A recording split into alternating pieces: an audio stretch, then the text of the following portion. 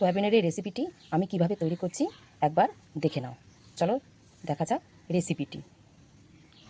Soybean রান্না করার জন্য আমি বসিয়েছি কড়াই। কড়াই গরম হয়ে গেছে, এবার আমি দিয়ে দেবো তেল।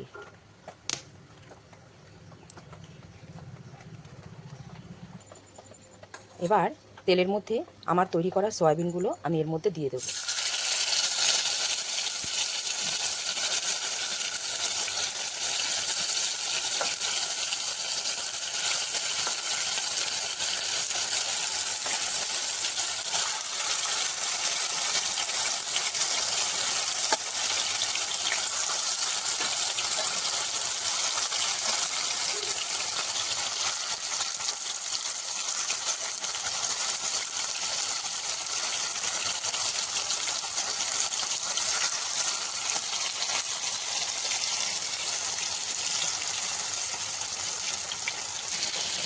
সয়াবিনগুলো আমি এক পাশ উল্টে দিয়েছি,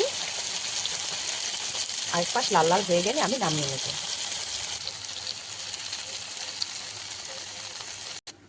সয়াবিনগুলো সব কটা ভাজা হয়ে গেছে।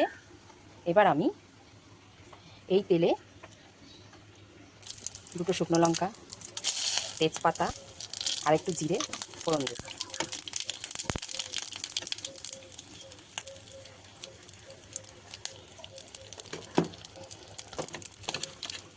তারপর আমি পেঁয়াজগুলো দিয়ে দেবো।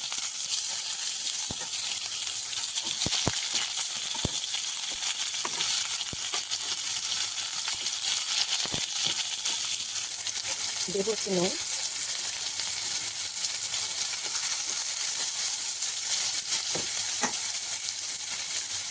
আর আমার লাগবে এখানে ডুমো ডুমো করে রাখা আছে আলু, আর আছে আদা রসুন কাঁচা লঙ্কার পেস্ট, আর এখানে আছে টমেটো কুচি।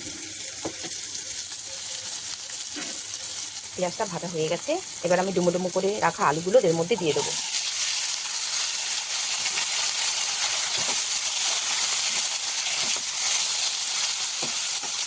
দিয়ে দেবো সামান্য হলুদ গুঁড়ো, আর দেবো নুন।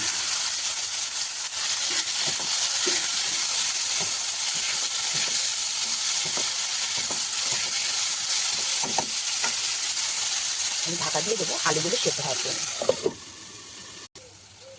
আলুগুলো ভাজা আমার হয়ে গেছে, এবার আমি দিয়ে দেবো আদা রসুনের পেস্ট।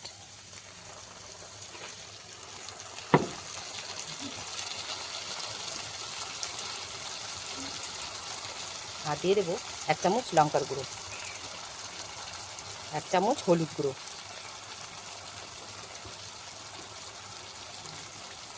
আর দেবো স্বাদ মতো নুন। দেবো 1 চামচ জিরে গুঁড়ো, 1 চামচ ধনে গুঁড়ো।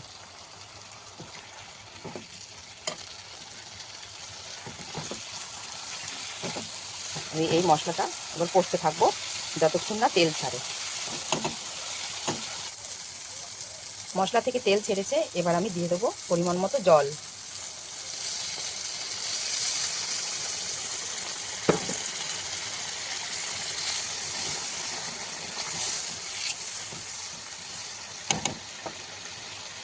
এবার আমি একটু ঢাকা দিয়ে রাখবো। ঝোলটা ফুটে উঠেছে, এবার আমি সয়াবিনগুলো দিয়ে দেবো।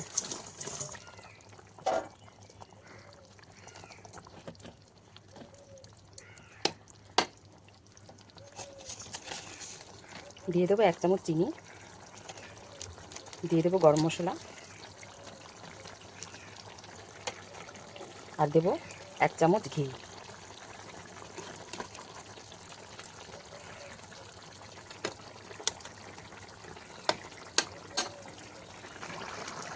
এবার দিয়ে দেবো ধনেপাতা কুচি।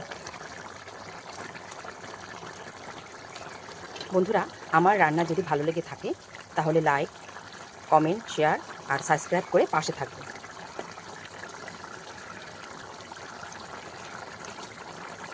নতুন বন্ধুরা যারা আছো তারা আমার পাশে অবশ্যই থেকো, আমাকে একটু সাপোর্ট করো, লাইক আর সাবস্ক্রাইব করে পাশে থেকো প্লিজ বন্ধুরা।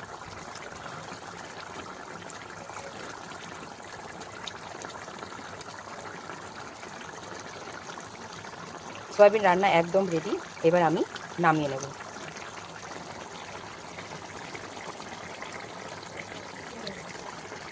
নতুন স্বাদের সয়াবিন রান্না দেখে নাও বন্ধুরা। নিত্য নতুন স্বাদ পেতে গেলে এই রকম সয়াবিন রান্না করে বাড়িতে খেয়ে দেখবে, খুবই অতুলনীয় লাগে।